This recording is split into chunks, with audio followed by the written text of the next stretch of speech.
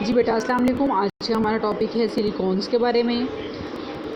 The chemistry of silicon is in many respects very much like the chemistry of carbon. जैसा कि carbon dioxide बनाती है, carbon tetrachloride बनाती है, methane बनाती है, और इसके अलावा सिलिकॉन भी इसी तरीके से बनाता है। सिलिकॉन डाइऑक्साइड, सिलिकॉन टेट्राक्लोराइड और सिलिकॉन टेट्राहाइड्राइड। इन दिस रिस्पेक्ट अगर हम सेकंड पैराग्राफ में देखते हैं तो सिलिकॉन कार्बन की तरह ही अगर इसके पास 4 हाइड्रोजन हैं तो उसकी जगह 4 मिथाइल ग्रुप लग सकते हैं, just as the carbon atom has. If a compound of silicon containing chlorine atom, अगर इन मिथाइल ग्रुप में से 4 मिथाइल ग्रुप में से बेटा 2 अगर क्लोरीन एटम लग जाते हैं और इनको जब हम वाटर, ये अलग से मालिक्यूल या कंपाउंड बन जाएगा, इसको जब हम वाटर से रिएक्ट कराते हैं तो हाइड्रोजन क्लोराइड लिबरेट होता है या hydrogen chloride in other words हम कह सकते हैं बनती है, और साथ में सिलिकॉन ऑक्सीजन सिलिकॉन बॉन्ड बनते हैं।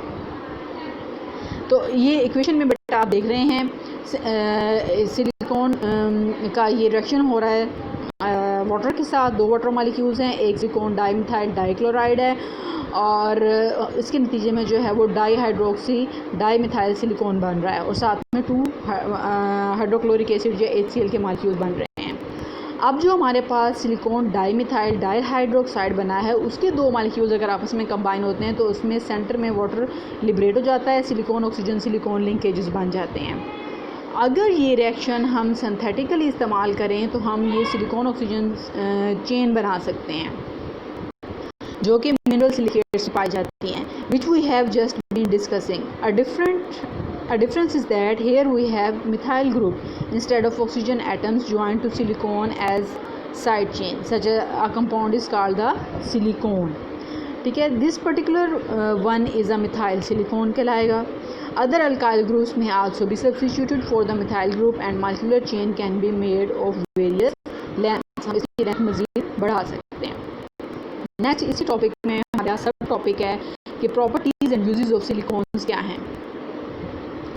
सबसे पहला पैराग्राफ है some of the methyl silicones are oily liquids. जितने भी मिथाइल सिलिकॉन्स हैं वो ऑयली लिक्विड्स हैं, यानी कि ऑयल की फॉर्म में एग्जिस्ट करते हैं। And they become more viscous, गाढ़े हो जाते हैं as the chain length increases.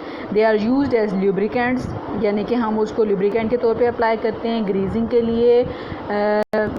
जैसे हम इन अदर वर्ड्स कह सकते हैं हम मशीनरी वगैरह को तेल देते हैं ताकि उनको ग्रीस मिल जाए, उसमें फ्रिक्शन ना हो।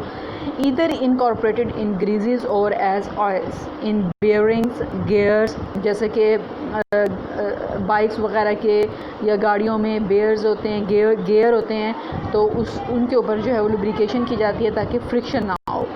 They are also used in hydraulic brakes and other hydraulic systems.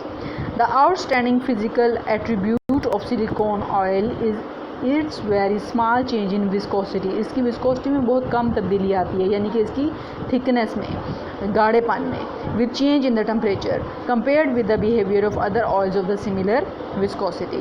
If the temperature is dropped from 100 to 0 degrees Celsius, the viscosity of petroleum oil may increase about 100 folds, whereas that of silicone oil will increase less than 4 folds.